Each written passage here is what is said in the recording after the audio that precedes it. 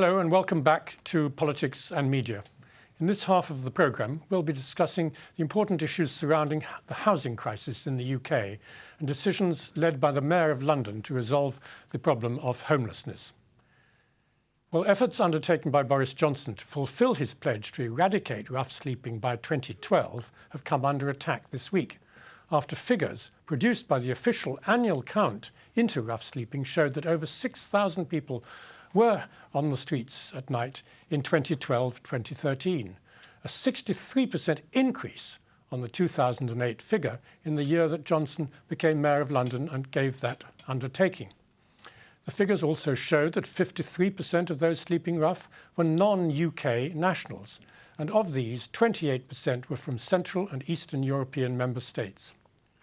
Homeless charities predict that we will continue to see a rise in these figures as the effects of the cuts to welfare and local authority budgets continue to be implemented. However, figures do also show that the proportion of those sleeping rough for more than one night has reduced due to the work of the Mayor's No Second Night Out initiative. Now, while these efforts into getting people off the street have of course been welcomed by homeless groups, many would like to see a similar effort being put into services that prevent people from resorting to rough sleeping in the first place. Here's a short clip from a film produced by Revert to Reality, a social welfare service based in the UK that provides us an insight into the difficulties of one woman living on the streets today. Life is very rough on the streets. At night time, I used to have to try and find a place to sleep, a safe place to sleep, because I couldn't sleep on the shop fronts like other homeless people did, because I was a woman, and that was an even greater danger, being a woman on the streets. So I used to have to find a hiding place. I used to find hiding places by skips and used to sleep in the cardboard boxes. It's difficult for Muslims on the streets of London. It's difficult to keep clean. I used to go to McDonald's, to the toilets in McDonald's to do my wudu. And I used to go to libraries and do my prayers sitting down on benches. It's difficult to know which direction to pray in. It's difficult to survive. Well, in the studio to discuss these issues with me and the whole question of rough sleeping are John Bird, a social entrepreneur, best known as being the founder of the Big Issue magazine, which is sold by street vendors affected by homelessness, Abdool Gooljar, president of the Islamic Society of Britain, who has worked collaboratively with mosques and churches in his community in South Yorkshire to raise awareness of homelessness, and Alastair Murray, the director of projects at Housing Justice, a Christian action group working to prevent homelessness and bad housing. Welcome to the programme. Let me start with you, Abdool Gooljar. I mean, is it mainly the government's economic policies that are causing this huge increase in rough sleeping? Well, statistic shows that the government welfare reform will put roughly 60,000 people homeless. And I feel that the government is not taking the issue seriously. When I go down on the street, it's appalling. In the 21st century, a rich country like Great Britain, to still see people at night, sometimes it's cold, sometimes it's raining, they sleep on the pavement. I mean, something happened to me only 2 months ago. I was walking in Sheffield city centre. A young man, I will say about 25, 26 years old, come and say, help me, help me, help me. I say, how can I help you, young man? He said, I have nowhere to sleep. Last night, I sleep in the railway station. It's immoral. Well, let me come to you, Alastair Murray. I mean, how much worse is the government making the problem with all these cuts in welfare spending and in local authority budgets? I think these cuts are making what was already quite a bad situation worse. We haven't been addressing housing need in this country for a couple of generations, really, since the 1980s. And the current government's approach to reducing the deficit is impacting most heavily on the poorest in society. Working poor people are being affected because of the caps to local housing allowance and housing benefit, particularly in London and in other higher cost areas of the country. Less and less accommodation is available to people on low incomes, and effectively I think what we need is to build more housing to address the housing crisis. I think. Well, I don't want to get into party politics, but you said the problem has been over the last 2 decades. So that obviously includes the previous Labour government. Yeah. Now, we highlighted at the beginning how it's risen in the last 5 years, since 2008. But during the 10 years before that, when the Labour government was in power, was it also rising? I think street homelessness was reducing. I think the investment in services, in outreach and in hostels and in support services for people on the street was paying off, and that investment continues, but the background issues are growing, and especially the welfare reform cuts and the cuts to housing advice services, for example, are putting more people into the risk of homelessness. So I think it's neither party that's been in government, neither the coalition nor the previous Labour government, have addressed these issues in the way that they needed to be addressed. But the situation is getting worse. Well, John Bird, let me come on to Boris Johnson's role in this. I mean, is he a sort of innocent bystander, as it were, and it's central government's policy that's causing this, or could he have done something more to help, or in fact are any things that he's doing as mayor making it worse?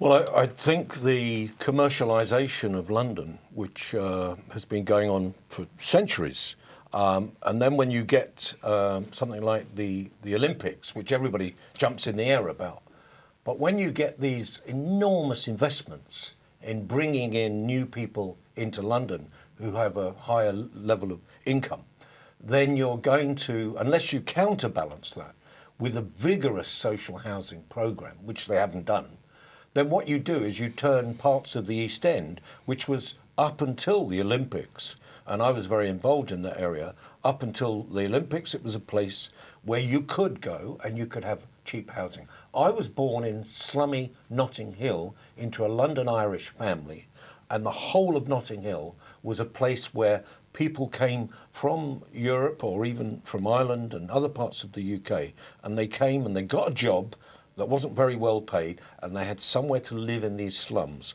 If you remove the slums and you fill it full of Russian oligarchs and all those sorts of people, then what happens is you then put an enormous pressure on social housing, on cheap private housing as well.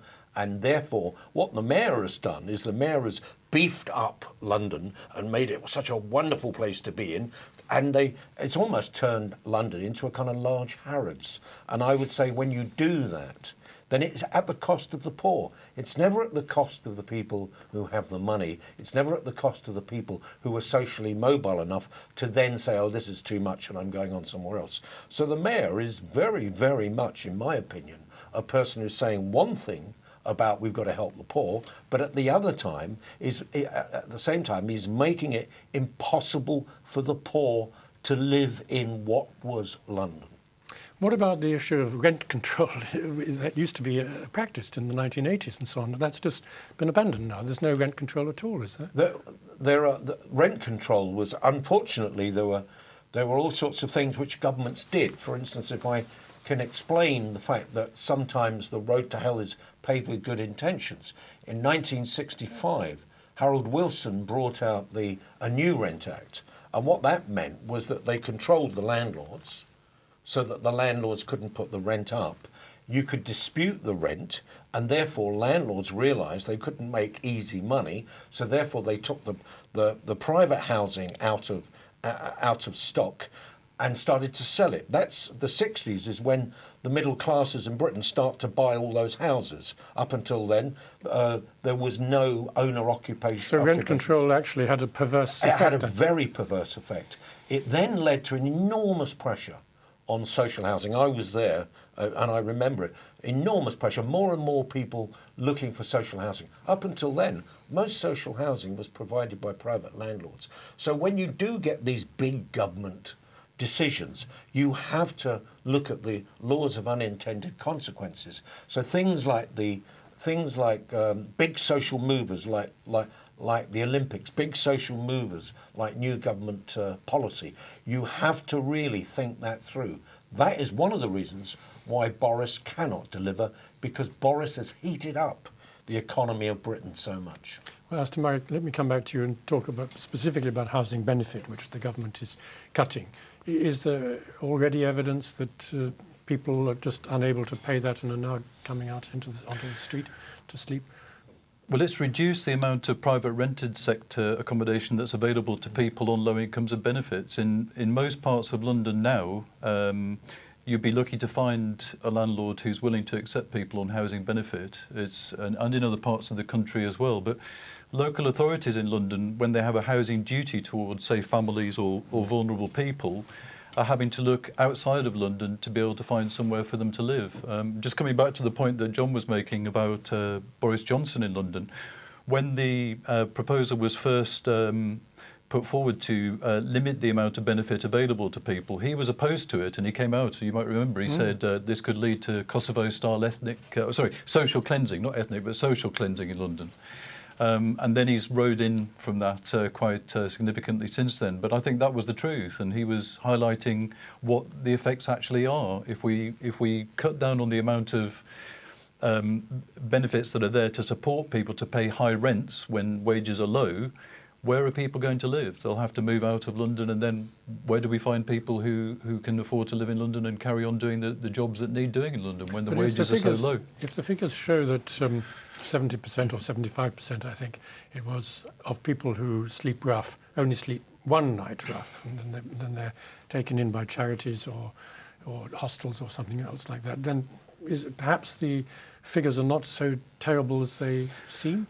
Well, I think that indicates the rising need. I mean, rough sleepers at one end of the spectrum of housing need. It's the most extreme and most precarious. No, but if you get spotted, as it were, after one night, you've had one hell of a night, but then you're then taken in by a charity, so your situation does improve dramatically. Well, in most cases, people who are helped off the streets are not necessarily offered accommodation in London. I mean, that's the fact of it. People are often helped to return to the towns from which they've last had a local connection, or if they're rough sleepers from any of the European countries, help is available for them to return to Poland and the other countries that they've come from. That's what that help usually consists of, in fact.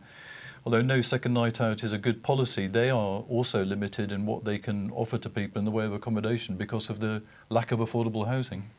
Abdool Gooljar, let me come to you on the issue of religious or ethnic minorities. Do you find that there's disproportionately high or low number of people who are from minorities who are sleeping rough? I think if we look, the unemployment is affecting everybody, and especially many of the ethnic in the South Yorkshire was in the textile. Now the textile is vanished because also there's not a market for it. So many are unemployed. And they're unemployed. The worst scenario, they know only one job, textile. So they don't know any other occupation. And I know some are going now to work in takeaway for £3.50, £4 per hour. Now £4.50, even £5 per hour. Where that will get you? But on the other hand, I'm very, very thankful the church and the Muslim community are working in partnership. Yes, now what are the mosques in your area actually doing? Well, basically they are helping collecting food with a food bank. I mean, in 3 weeks' time now, I will be going through all the mosques, asking them to collect food, and all the food will be taken to the food bank. Now there's a great, great demand in Sheffield for food bank. Oh no, that's very important, but doesn't deal with homelessness. Well, it's very, very difficult to deal with that. The only one who is dealing with the homelessness, to be fair, is the Salvation Army and the church. But the mosque itself, They don't have that facilities to be able to give people overnight accommodation. And many... You don't have hostels? We don't have hostels. No. And many are using the service from the Salvation Army. And also there's some nuns in Sheffield are providing 3-4 rooms for homeless. Well, Alastair, what about the role of charity? I mean, the government began by talking about the big society. We've heard rather less about it now. But are they just hoping that charities will pick up the responsibility and the government can just sit back?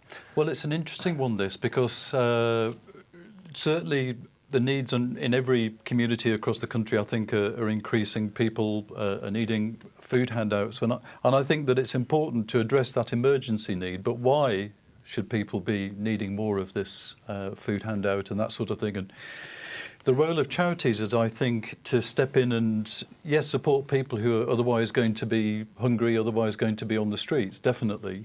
But we should also, at the same time, be pointing out that these needs are increasing directly as a result of government policy. And I think that's a really vital part of what charities should be doing.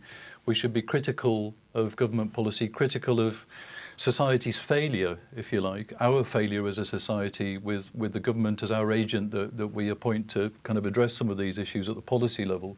But our failure as a society to look after people who are in need is a symptom of a massive problem that's actually, happening worldwide, you could say, with the changes. Well, we began the first half of our programme was talking exactly about tax, yes, and why the government isn't getting more tax and using it better and so on. And this is obviously a prime area where they could be spending money sensibly and not just helping the rich.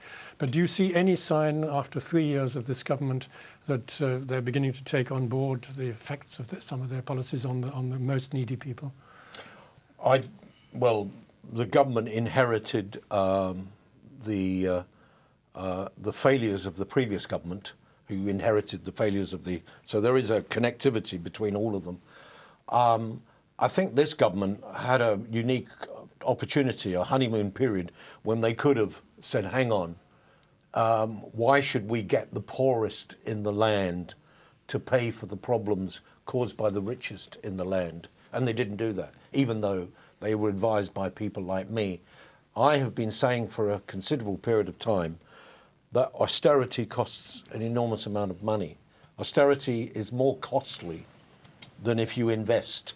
For instance, our prisons will fill up, our streets will fill up, our mental institutions, if what is left of them, will fill up. And that will be a much, much bigger burden for a future government, a generation time. So what we've got to do is we've got to all come together, churches, mosques, gurdwaras, and all these people are all come together, and we say enough is enough. We cannot afford the damage that you are putting our poorest people through in the name of austerity. Austerity is dangerous. Austerity creates racism, it creates social dislocation, it creates all sorts of things like that. We've got the rise of screwball nutter groups on the right, and presumably we will have the same on the left. But the point is, we cannot let this government get away for another day of the things that it continues to do in the name of keeping to its budgets. Its budget's there, but the budgets go up all over the place. Well, let's get back to this no second night out, because if you wanted to be a little bit cynical, then Boris's big effort on that is to basically try to sort of clean the thing out of sight. Oh gosh, these people on the street, let's quickly get them out so that it doesn't look so bad for our international image and all that. I mean, people, okay, get taken in after the second night and the third night, but on the fourth night, are they back on the street? It's difficult for the issues that we've already highlighted, I think. But I think we'd all agree in principle that if somebody does end up on the street, we want to get help to them as soon as possible and get them off the street, get them into the right form of accommodation and support, whatever's appropriate to their needs. And as an emergency, get people off the street anyway and work out what the right package of help that, but what that they does need happen is. to somebody they've taken in, they spend the second night in some kind of hostel run by the Salvation Army or something else, then what happens? Do people try and give them a long-range plan to get over the problems? The workers in the No Second Night Out projects basically do an assessment of people's needs and work out what the answer is for that particular person. And as I've said, if if somebody's young and vulnerable, for example, they will be offered accommodation and support to get them off the streets in the longer term. But in many cases, people are offered reconnection or support to return to the town from which they last had a settled life, if you like. And if the person doesn't want that offer is made, and that happens frequently actually in London, it then becomes the difficulty of what are we going to offer this person if they don't want to be returning to the place from which they've come. We haven't got the housing in London. There aren't there aren't the opportunities in London in relation to housing and work that many people hope that there are. And it's a difficult situation. It's the workers are seeking to find opportunities to support people, and but it's a circle that doesn't square basically for a lot of people. Well, what is being done to?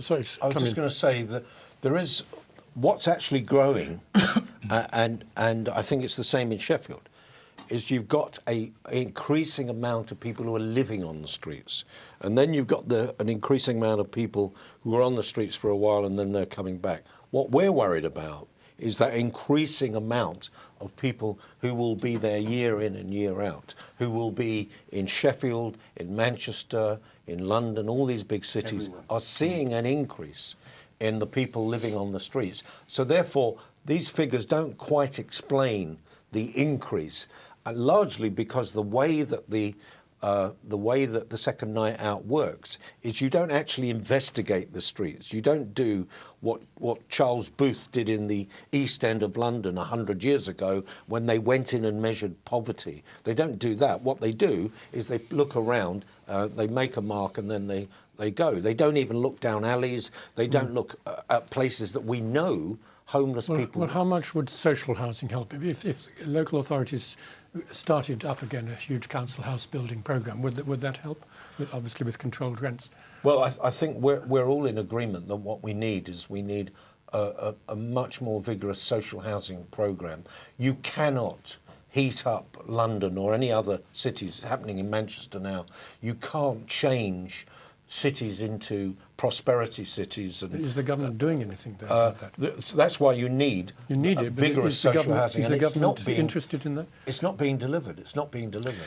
Government subsidy is going to home ownership through the Help to Buy programme, which is offering a subsidised loan, effectively. So we're prioritising those people who can become homeowners, and we're saying we shouldn't be investing in social housing. The government's line is to say we can't afford to invest in social housing, but that's public subsidy that's going into home ownership.